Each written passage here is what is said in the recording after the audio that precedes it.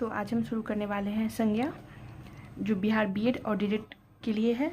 तो चलिए शुरू करते हैं। संज्ञा में हम क्या क्या पढ़ेंगे? परिभाषा, उदाहरण, भेद, अभ्यास प्रश्न और पिछले वर्षों के प्रश्न। पहला हम देखते हैं परिभाषा। किसी व्यक्ति, वस्तु, भाव या अवस्था के नाम को हम संज्ञा कहते हैं। ठीक है। उदाहरण राम, दिल्ली, आम और मिठास। तीसरा हम पढ़ेंगे भेद। भेद 5 प्रकार के होते हैं: व्यक्तिवाचक, जातिवाचक, भाववाचक, समूहवाचक और द्रव्यवाचक। ठीक है। अगला है व्यक्तिवाचक संज्ञा।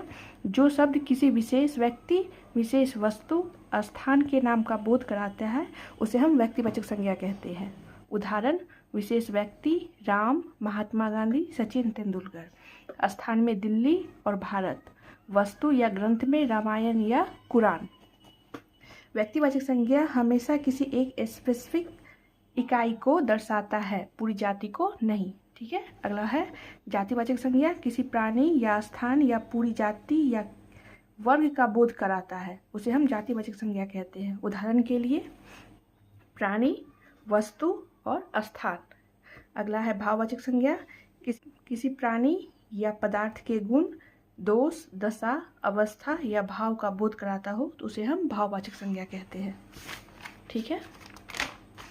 अगला है भाववाचक संज्ञा के उदाहरण अवस्था, भाव, गुण, दोष और दशा। द्रव्यवाचक संज्ञा। किसी द्रव्य, पदार्थ या धातु का बोध होता हो उसे हम द्रव्यवाचक संज्ञा कहते हैं। उदाहरण के लिए धातु, खाद्य पदार्थ जैसे सोना, चांदी, दूध, घी, कोयला और मिट्टी। अगला है समूहवाचक संज्ञा। किसी व्यक्ति या वस्तु का बोध ना होकर पूरे समूह या ग्रुप या समुदाय का बोध हो उसे हम समूहवाचक संज्ञा कहते हैं। उदाहरण के लिए व्यक्तियों का समूह, कक्षा, सभा, परिवार। वस्तु का समूह, चाबियां या अनाज।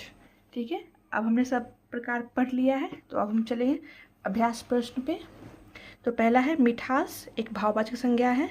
गंगा एक व्यक्तिवाचक संज्ञा है। सेना, दल, सभा यह एक समूहवाचक संज्ञा है। बुढ़ापा एक भाववाचक संज्ञा है।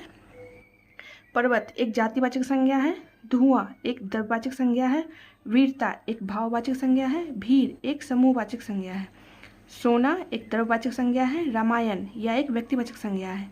गाय यह एक जातिवाचक संज्ञा है। बचपन यह एक भाववाचक संज्ञा है। कक्षा समूहवाचक संज्ञा है। सुंदरता यह एक भाववाचक संज्ञा है। अगला है पानी। पानी यह एक द्रव्यवाचक संज्ञा है। हिमालय एक व्यक्तिवाचक संज्ञा है। ठीक है। अगला है फूल। फूल यह एक जातिवाचक संज्ञा है। मित्रता यह एक भाववाचक संज्ञा है। अगला है तेल एक द्रव्यवाचक संज्ञा है। नदी एक जातिवाचक संज्ञा है। तो आइए हम अगला पढ़ते हैं PYQ।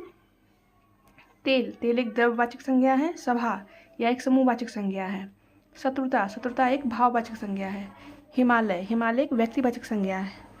नदी यह एक जातिवाचक संज्ञा है। लड़कपन यह एक भाववाचक संज्ञा है। चावल एक द्रव्यवाचक संज्ञा है। गिरोह एक समूहवाचक संज्ञा है। राज्यपाल एक जातिवाचक संज्ञा है। सुंदरता यह एक भाववाचक संज्ञा है। सोना यह एक द्रव्यवाचक संज्ञा है। संज्ञा के लिए बस इतना ही। धन्यवाद। मिलते हैं नेक्स्ट चैप्टर में।